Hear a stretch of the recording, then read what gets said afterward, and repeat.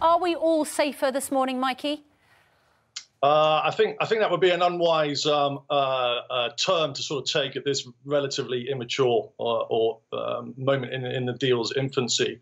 I think we're hearing a lot about denuclearization. We're hearing a lot about what President Trump wants. I think we're all kind of aware that we want Kim Jong-un to basically get rid of his ICBM capability, his ballistic missile capability, and his ability to make uranium and the other components that could make a potential missile that would affect the states. But I think the big question we've got to ask is, what does Kim Jong-un want? We've got to be, I think, sceptical and cautious and reserved, wait to see how this plays out. But there's no doubt, is there, that what we've seen today is a quite remarkable thing in Singapore. For these two world leaders to come together, and the body language was good, the way they talked about each other was good. But there's a really important thing here, specific to Donald Trump. There is a inconsistency with Donald Trump's policies. And I think we've got a tweet here that he mentioned about Dennis Rodman. I don't know if the gallery can bring that up. But in 2014, basically, Donald Trump tweeted this: Dennis Rodman was either drunk or on drugs, delusional when he said he wanted to go to North Korea with him. Glad I fired him on The Apprentice. Now, this was a tweet in 2014. I think this is symptomatic, Piers, of a complete inconsistency around every part of Donald Trump's personality and approach to not just domestic policy, but foreign policy. And so what worries me is that, as that has been rightly pointed out, a month ago, Donald Trump was calling Kim Jong-un Rocket Man.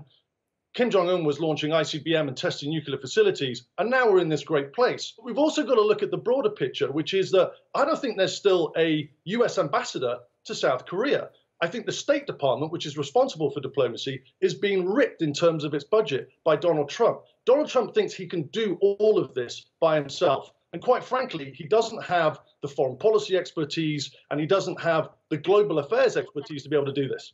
Yeah, I think, again, you made very good points there, Mike.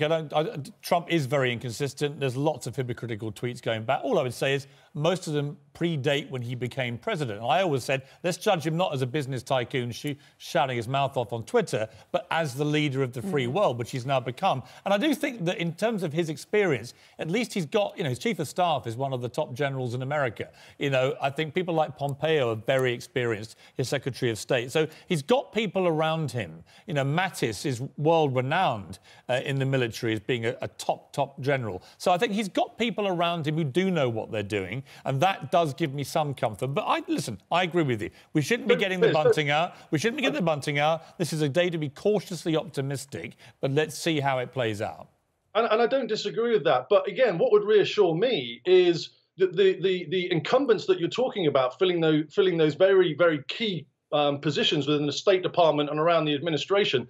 Look at the turnover rate of the way that people are getting hired and fired in this administration. There's no consistency. And I think when you're trying to build a relationship, such as the importance of the relationship that we're looking at, consistency is absolutely everything. And if you're Kim Jong-un and you're dealing with Pompeo one day, Tillerson another day, and you don't know who you're going to be dealing with in 2 months' time, that's another worrying factor. Yeah, again, good points. Mikey, I really appreciate you joining us. I know we got you out of bed to do it, and you couldn't have been more succinct given that scenario, so we greatly appreciate it, mate. Talk to you soon. How do you know we got him out of bed? He looks like it. No, he doesn't. He always looks really good at that time in the morning. I don't know why. I know. He's in Paris. You're negging him. Is he in Paris? Because he's an hour ahead. So it's 9:20 in Paris. That's why he looks good. It's like you're talking about me when I'm in the room. Mate, smart and well. For 8:20 in the morning, you look pretty good on it. I'd settle for that.